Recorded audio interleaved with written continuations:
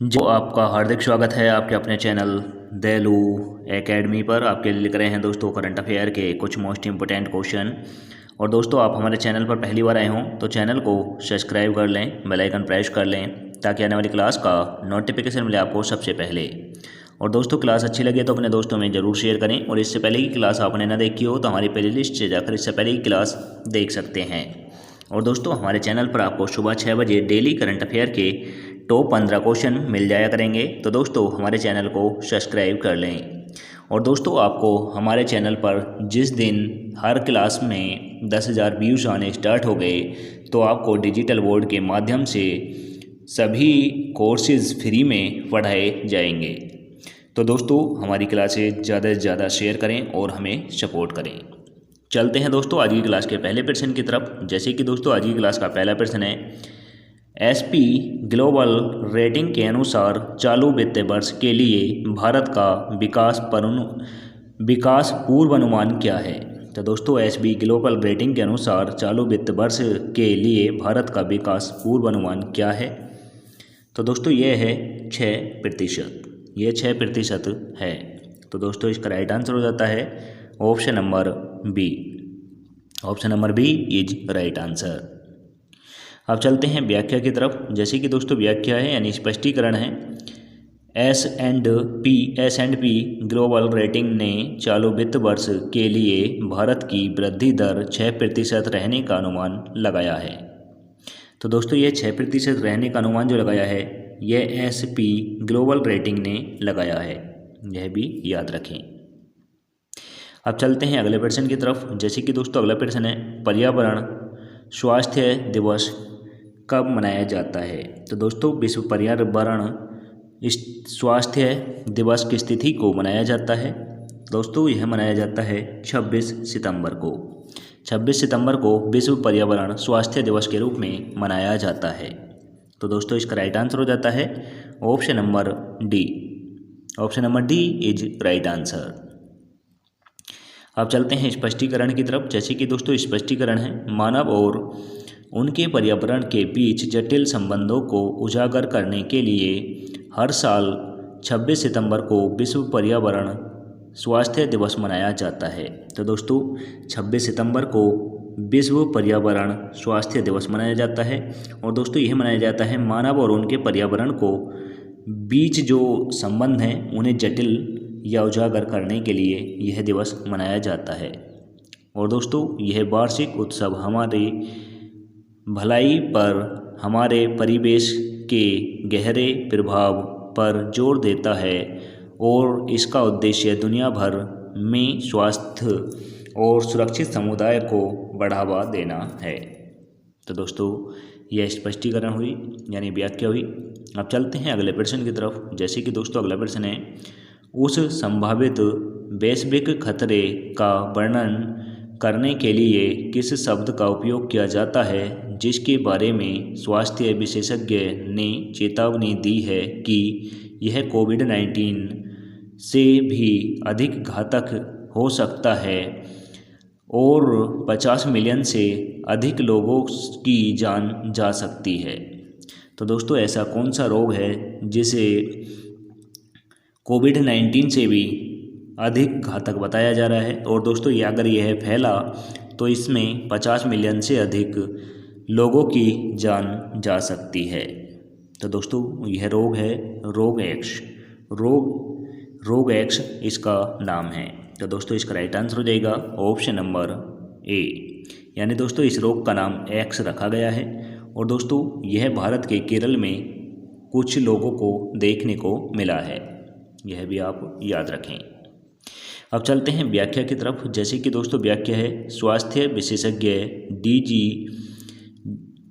डीजीजे x नामक संभावित वैश्विक खतरे के बारे में चिंतित हैं जो COVID कोविड-19 से भी अधिक घातक हो सकता है और मानव जीवन पर महत्वपूर्ण प्रभाव डाल सकता है। तो दोस्तों यह कोविड-19 से भी खतरनाक हो सकता है और इसका नाम है दोस्तों एक्स। और यह स्वास्थ्य विशेषज्ञों द्वारा बताया जा रहा है। अब चलते हैं अगले प्रश्न की तरफ। जैसे कि दोस्तों अगला प्रश्न है, वर्ष 2023 के प्रतिष्ठित Dada Saheb Phalke lifetime achievement पुरस्कार से किसे सम्मानित किया गया है। तो दोस्तों 2023 का दादा Saheb Phalke lifetime achievement पुरस्कार किसे दिया गया है। तो दोस्तों यह दिया गया है वहीदा रहमान को, वहीदा रहमान को दिया गया है। तो दोस्तों इसका राइट आंसर हो जाता है option number C. Option number C is right answer. अब चलते हैं अगले प्रश्न की तरफ, व्याख्या की तरफ। जैसे कि दोस्तों व्याख्या है यानी दोस्तों स्पष्टीकरण है, वहीदा रहमान को साल 2023 के प्रतिष्ठित Dada Saheb Phalke lifetime achievement award से सम्मानित किया गया है। तो दोस्तों ये व्याख्या हुई। अब चलते हैं अगले प्रश्न की तरफ। जैसे कि दोस्तों अगला प्रश्न है, अमेजन ने किस AI स्टार्टअप में $4 बिलियन तक के रणनीतिक विशेष की घोषणा की है। तो दोस्तों अमेजन ने AI स्टार्टअप से $4 बिलियन अमेरिकी डॉलर के रणनीतिक विशेषज्ञ की घोषणा की है। तो दोस्तों यह किसके साथ की है।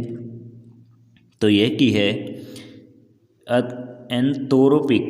एंथ्रोपिक के लिए की है। तो दोस्तों इसका राइट आंसर हो जाएगा option number B. Option number B is right answer. अब चलते हैं व्याख्या की तरफ। जैसे कि दोस्तों व्याख्या है यानी स्पष्टीकरण है, अमेजन ने जेनरेटिव आर्टिफिशियल इंटेलिजेंस में अपनी उपस्थिति बढ़ाने के लिए AI स्टार्टअप एंथ्रोपिक में $4 बिलियन तक के रणनीतिक निवेश की घोषणा की है। एंथ्रोपिक एक सैन फ्रांसिस्को आधारित स्टार्टअप है जिसकी स्थापना 2017 में पूर्व ओपन AI शोधकर्ताओं द्वारा की गई थी। कंपनी सुरक्षित और विश्वसनीय AI सिस्टम विकसित करने का केंद्र है। तो दोस्तों यह स्पष्टीकरण हुआ। अब चलते हैं अगले प्रश्न की तरफ।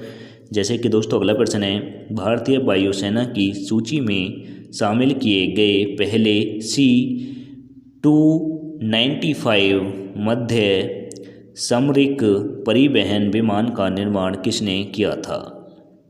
तो दोस्तों वायुसेना में अभी शामिल किया गया C-295 विमान है और इसका निर्माण किसने किया है। तो दोस्तों इसका निर्माण किया है एयरबस ने किया है। तो दोस्तों इसका राइट आंसर हो जाएगा option number B. Option number B is right answer. अब चलते हैं व्याख्या की तरफ यानी दोस्तों स्पष्टीकरण की तरफ। स्पष्टीकरण है, पहला C-295 मध्यम सामरिक परिवहन विमान जिसे भारतीय वायुसेना की सूची में शामिल किया गया था, एयरबस द्वारा निर्मित किया गया था। तो दोस्तों यह एयरबस द्वारा निर्मित किया गया है और दोस्तों C-295 यह वायुसेना में शामिल किया गया है। तो दोस्तों यह भी आप नोट जरूर कर लें। अब चलते हैं अगले प्रश्न की तरफ। जैसे कि दोस्तों अगला प्रश्न है, किस ऑटोमोबाइल निर्माता ने खमरीमो सिक्किम आउटरीच कार्यक्रम के माध्यम से पूर्वोत्तर भारत के युवाओं के बीच कैरियर के अवसरों को बढ़ावा देने के लिए भारतीय नौसेना के साथ साझेदारी की है। तो दोस्तों यह की है मारुति सुजुकी इंडिया ने की है। तो दोस्तों इसका राइट आंसर हो जाएगा option number C. Option number C is right answer. अब चलते हैं इसके स्पष्टीकरण की तरफ। जैसे कि दोस्तों स्पष्टीकरण है, मारुति सुजुकी इंडिया ने खमरीमो सिक्किम आउटरीच कार्यक्रम के माध्यम से पूर्वोत्तर भारत के युवाओं के बीच कैरियर के अवसरों को बढ़ावा देने के लिए भारतीय नौसेना के साथ साझेदारी की है। तो दोस्तों यह साझेदारी जो की है मारुति सुजुकी ने, यह भारतीय नौसेना के बीच की है और दोस्तों यह सिक्किम में की जाएगी। अब चलते हैं अगले प्रश्न की तरफ। जैसे कि दोस्तों अगला प्रश्न है, हिंडन एयरबेस गाजियाबाद में भारत ड्रोन शक्ति 2023 प्रदर्शन का उद्घाटन किसने किया है? तो दोस्तों हिंडन एयरबेस गाजियाबाद में है और दोस्तों इसमें ड्रोन शक्ति 2023 का प्रदर्शन का उद्घाटन किसने किया है? तो दोस्तों गाजियाबाद में ड्रोन शक्ति 2023 का प्रदर्शन किया गया है और यह उत्तर प्रदेश के गाजियाबाद में किया गया है। और दोस्तों इसका उद्घाटन जो किया था वह किसने किया था? तो दोस्तों यह किया था राजनाथ सिंह ने, हमारे देश के रक्षा मंत्री राजनाथ सिंह जी ने किया था। तो दोस्तों इसका राइट आंसर हो जाएगा option number C. Option number C is right answer.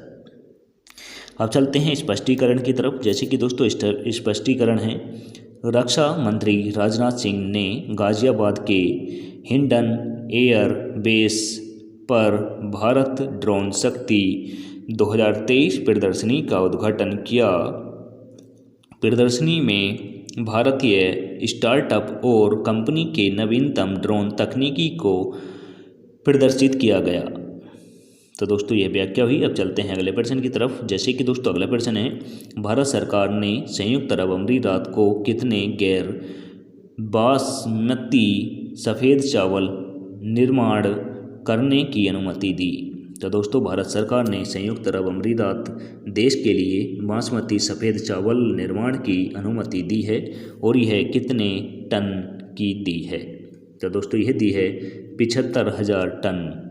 75,000 ton basmati सफ़ेद चावल के निर्माण की अनुमति भारत ने संयुक्त राज्य अमेरिका को दी है। तो दोस्तों इसका राइट आंसर हो जाएगा option number D. Option number D is right answer. अब चलते हैं दोस्तों स्पष्टीकरण की तरफ। जैसे कि स्पष्टीकरण है, भारत सरकार ने संयुक्त अरब अमीरात को 75,000 टन गैर बासमती सफ़ेद चावल के निर्माण की अनुमति दी है। व्याख्या हुई। अब चलते हैं दोस्तों अगले प्रश्न की तरफ। जैसे कि दोस्तों अगला प्रश्न है, यूनिक्लो इंडिया के ब्रांड एम्बेसडर के रूप में किसे नामित किया गया है? तो दोस्तों यूनिक्लो इंडिया के ब्रांड एम्बेसडर के रूप में किसे नामित किया गया है? तो दोस्तों यह किया गया है कैटरीना कैफ को। कैटरीना कैफ को यूनिक्लो इंडिया के ब्रांड एम्बेसडर बनाया गया है। तो दोस्तों इसका राइट आंसर हो जाएगा option number A. Option number A is right answer. अब चलते हैं व्याख्या की तरफ। जैसे कि दोस्तों व्याख्या है, कैटरीना कैफ को यूनिक्लो इंडिया का ब्रांड एम्बेसडर नामित किया गया है। तो दोस्तों व्याख्या हुई। अब चलते हैं टेस्ट वाले क्वेश्चन की तरफ। जैसे कि दोस्तों इसका आंसर आपको कमेंट करके देना होगा। तो दोस्तों क्वेश्चन है, युद्ध अभ्यास का 19वां संस्करण कहाँ शुरू होने वाला है? तो दोस्तों फिर से रिपीट कर दूं, क्वेश्चन है, युद्ध अभ्यास का 19वां संस्करण कहाँ शुरू होने वाला है? तो दोस्तों आंसर कमेंट करके दें। ऑप्शन नंबर ए में रखा है दोस्तों हवाई, ऑप्शन नंबर बी में रखा है अलास्का, ऑप्शन नंबर सी में रखा है दोस्तों कैलिफोर्निया, ऑप्शन नंबर डी में रखा है दोस्तों फ्लोरिडा। तो दोस्तों आंसर कमेंट करके दें। और इसी के साथ आज की क्लास समाप्त होती है। आपको क्लास कैसी लगी कमेंट करके ज़रूर बताएं। क्लास अच्छी लगी हो तो दोस्तों अपने दोस्तों में ज़रूर शेयर करें। चैनल पर पहली बार आए हों तो दोस्तों चैनल को सब्सक्राइब कर लें, बेल आइकन प्रेस कर लें ताकि आने वाली क्लास का नोटिफिकेशन मिले आपको सबसे पहले। और दोस्तों हमारे टेलीग्राम चैनल का लिंक डिस्क्रिप्शन में मिल जाएगा, वहाँ से जाकर आप PDF डाउनलोड कर सकते हैं। मिलेंगे दोस्तों नेक्स्ट क्लास के साथ। जय हिंद, वंदे मातरम।